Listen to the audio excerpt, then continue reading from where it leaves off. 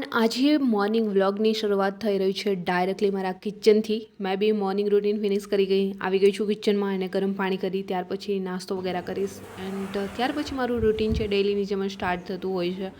But આજકાલ તો તમને ખબર જ છે શું ચાલી રહ્યું છે ગુજરાતમાં અને ભારતમાં. ફાઇનલી ચલો અહીંયા મેં બી મેડિટેશન સેશન કમ્પ્લીટ કરીશ અને ત્યાર પછી મારું સ્ટડી સ્ટાર્ટ કરીશ. હે દોસ્તો, કેમ છો બધા? આઈ હોપ બધા મજામાં જશો. એન્ડ આજની સવાર છે જસ્ટ અ ગુડ મોર્નિંગથી તો નહીં થાય, કેમ કે જ્યારે જાગ્યા ત્યારે બધા લોકોને ખબર પડી જ ગઈ હશે કે આપણા ભારતની અંદર ખુશીનો માહોલ છે. આખી રાત આપણે શાંતિથી ઊંઘી રહ્યા અને સવારે જય હિન્દના નારા સાથે આપણી સવાર થઈ છે. જ્યાં તમે જાગીને મોબાઈલ ઓપન કર્યો હશે, કોઈ બી એપ્લિકેશન ઓપન કરી લીધી હોય, યુટ્યુબથી લઈ ઇન્સ્ટા ઉપર, ફેસબુક ઉપર, તમને એક જ વસ્તુ જોવા મળશે કે ઓપરેશન સિંદૂર ફાઇનલી સક્સેસફુલ. આખી રાત આપણે શાંતિથી ઊંઘ્યા અને આપણી ભારતીય સેના, જેમને ઓપરેશન સિંદૂર છે, રાતોરાત પાર પાડી દીધું છે. સો ફાઇનલી આજે બધાની સવાર સારી થઈ હશે. એન્ડ બટ જોડે જોડે બહુ બધી કમેન્ટ્સ મેં રીડ કરી છે આજકાલ મારા બ્લોગ પર બી. પર્સનલી મેં આન્સર ત્યાં નથી આપ્યો, બટ હા, મેં આમાં જણાવી તો બહુ બધા લોકો કમેન્ટ્સ કરે છે કે શું યુદ્ધ થશે તો એક્ઝામ દૂર જશે. પહેલાં તો ગુજરાતની અંદર કહીએ તો ગુજરાતની અંદર શું ચાલી રહ્યું છે, વરસાદ અને વાવાઝોડું. ભારતની અંદર કહીએ તો ઓલરેડી ખ્યાલ આવી ગયો છે તમને. સો યુદ્ધ થાય યા ફિર ન થાય, ઓલરેડી અત્યારે જે પરિસ્થિતિ છે તમને ખ્યાલ આવી જ ગઈ હશે અને એના પ્રમાણે તમે અંદાજ લગાવી શકો છો યુદ્ધ થશે યા ફિર નહીં.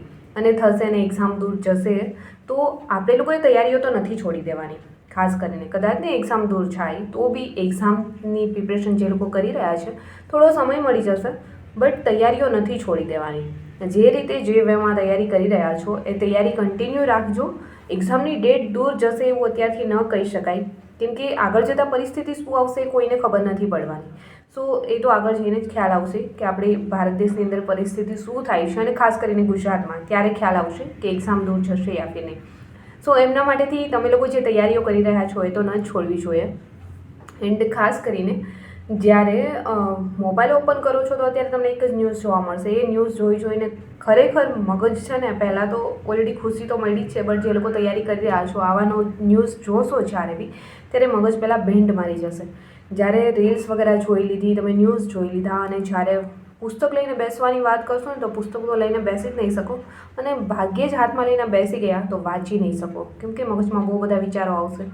સો અત્યારે તૈયારી કરી રહ્યા છો તો વાંચી રહ્યા છો તો મોબાઈલનો ઉપયોગ ઓછો કરવો જોઈએ, કેમ કે મેં બી જ્યારે મોબાઈલ ઓપન કરું છું ત્યારે એક જ ન્યૂઝ જોવા મળે છે અને જ્યારે ઓપન કરીને બેસું છું ત્યારે મેં તો ન્યૂઝ જોતી હોઉં છું કે આપણા ભારતમાં શું ચાલી રહ્યું છે.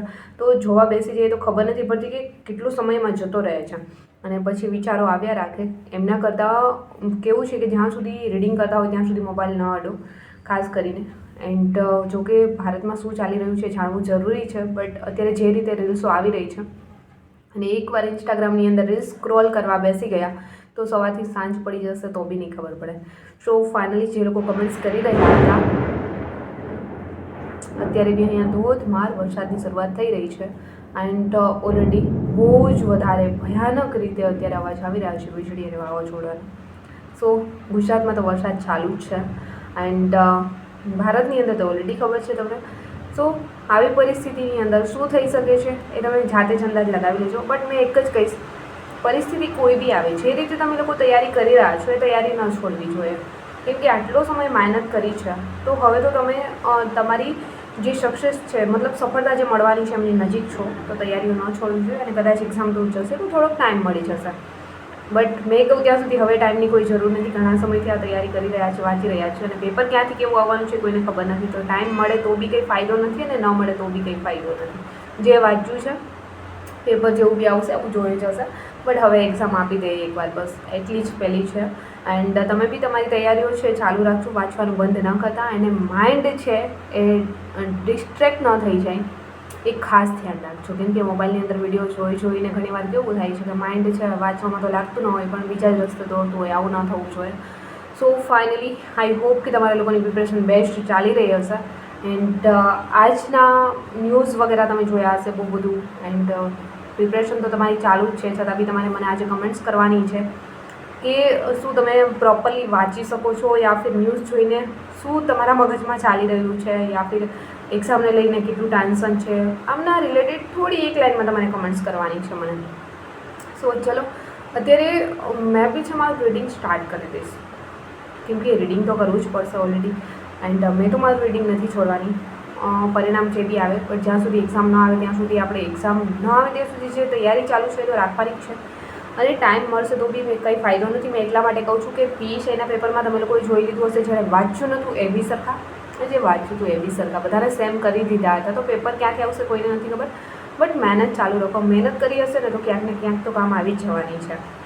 સો ચલો, મેં બી છો ત્યારે મારું રીડિંગ સ્ટાર્ટ કરીશ. એન્ડ ત્યાર પછી મેં બી તમને આગળ મળીશ વ્લોગમાં. બટ એ પહેલાં તમારે કમેન્ટ જરૂર કરવાની છે કે તમારી તૈયારીઓ કેવી ચાલી રહી છે. એન્ડ ખાસ કરીને કે પછી આખો દિવસ રીલ સ્ક્રોલ થયા રાખે છે અત્યારે યુદ્ધને રિલેટેડ, વરસાદને રિલેટેડ, કેમ કે માહોલ જ ગુજરાત અને ભારતની અંદર આવો ચાલી રહ્યો છે. સો ફાઇનલી ચલો, મેં બી મોર્નિંગમાં જ રીડિંગ અત્યારે સ્ટાર્ટ કરી રહી છું. એ છે ભારતની ભૂગોળ. સો મેં મારું રીડિંગ સ્ટાર્ટ કરી દઈશ એન્ડ ત્યાર પછી તમને બી મળીશ મેં આગળ વ્લોગમાં. સો ચલો, આ તરફ અત્યારે મેં બી છે મારું રીડિંગ સ્ટાર્ટ કરી દઈશ, એ બી ભારતની ભૂગોળ જોડે. મોર્નિંગમાં મેં તો મારું રીડિંગ સ્ટાર્ટ કરી દીધું છે, પરંતુ આ તરફ વરસાદ બી ચાલુ થઈ ગયો છે. એન્ડ ચલો, મેં તો મારું રીડિંગ કન્ટિન્યુ કરીશ. બટ અત્યાર સુધી તો આપણે દિવસો ગણી રહ્યા હતા કે મળીશું આટલા દિવસ પછી એક્ઝામ છે. બટ હવે તો ઘણા લોકો કહે છે એ રીતે કે યુદ્ધ થશે તો એક્ઝામ દૂર જશે. કહી ન શકાય, બટ ખબર નહીં એક્ઝામ ક્યારે આવશે. તેમ છતાં બી 15 જૂનને ધ્યાનમાં રહીને તૈયારીઓ ચાલુ રાખવાની છે. મેં તો અત્યારે એ જ રીતે કરું છું. બટ ક્યારેક છતાં બી રીડિંગ કરતાં વિચાર આવવા લાગે છે કે શું કરવાનું, વાંચીએ યા ફિર છોડી દઈએ. બટ છોડવું ન જોઈએ, મેં કહું છું ત્યાં સુધી. મેં તો નથી છોડવાની. પછી તમે જે રીતે રીડિંગ કરી રહ્યા છો એ રીતે તમારી ઈચ્છા. સો મેં તો છે મારું રીડિંગ આ જ રીતે કન્ટિન્યુ કરીશ. એક્ઝામ દૂર જાય છે તો બી એન્ડ નથી જતી તો બી. એન્ડ થોડી વાર વિચાર આવે છે તો કરી લેવાના, વધારે વિચાર આવે છે તો મેડિટેશન કરી લો. બટ રીડિંગ કરવાનું ન છોડો, મેં તો નથી છોડવાની. સો અત્યારે રીડિંગ કરતાં થઈ ગયો તો બપોરનો સમય. મેં બી અત્યારે જમી લઈશ એન્ડ ફરી મારું રીડિંગ છે સ્ટાર્ટ કરીશ. આખો દિવસ સવારથી લઈને સાંજ સુધી મારું આ જ રીતે રૂટીન રહેતું હોય છે અને આખો દિવસ રીડિંગ ચાલુ હોય છે. સો જમીને ફરી મેં છે અત્યારે રીડિંગ કરવા બેસી ગઈ છું. એન્ડ અત્યારે મેં કરવાની છું વિજ્ઞાન. સો આ તરફ જ્યારે બી મોબાઈલની અંદર બી લેક્ચર જોવા માટે બી તમે ભૂલે ચૂકે બી જો યુટ્યુબ ખોલી લીધી તો અત્યારે એક જ ન્યૂઝ જોવા મળશે. તમને ખ્યાલ જ છે કે આપણા ભારતની અંદર શું ચાલી રહ્યું છે. તો કાલે તો મોક ડ્રિલ વિશે હતી, તો આજે તો મોક ડ્રિલ છે સાઈડમાં રહી અને ડાયરેક્ટલી જ ખબર જ છે તમને.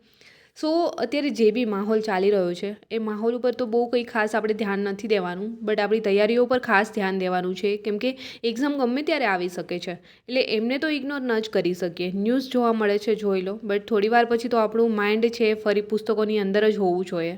તો ત્યાં ધ્યાન લગાવીને રીડિંગ કરવાનું છે. સો આ રીતે ભલે ગમે ત્યારે મળે. હા, ઘણા વ્લોગની અંદર મેં ટાઇટલ લગાવું છું કે મળીશું આટલા દિવસો પછી. મતલબ કે મારા વ્લોગ બંધ નથી થવાના, એ તો આવવાના જ છે. બટ મારો મિનિંગ એવો છે કે એક્ઝામ સેન્ટર પર મળીશું ડાયરેક્ટ આટલા દિવસો પછી. સો આજથી તો મેં કહી ન શકું કે કેટલા દિવસો પછી મળીશું, બટ હા 15 જૂનને ધ્યાનમાં રાખીને ખ્યાલ જ હશે કે હવે કેટલા દિવસો બચ્યા છે જસ્ટ ગણતરીના. સો મેં બી એ ધ્યાનમાં રાખીને મારી તૈયારીઓ ચાલુ કરી દીધી છે. એન્ડ અત્યારે વિજ્ઞાન પછી મેં કરી રહી હતી બંધારણ, એન્ડ લેક્ચર બી જોઈ રહી છું અને બુક્સની જોડે બી મેં રિવિઝન કરી રહી છું. સો મારો તો લેક્ચર ચાલુ થઈ ગયો છે, બટ આ તરફ અત્યારે ધોધમાર વરસાદ પડી રહ્યો છે, એ બી ફૂલ પવન જોડે. બહુ ફાસ્ટ પવન આવી રહ્યો છે. બહારનું વાતાવરણ તમે જોઈ શકો છો.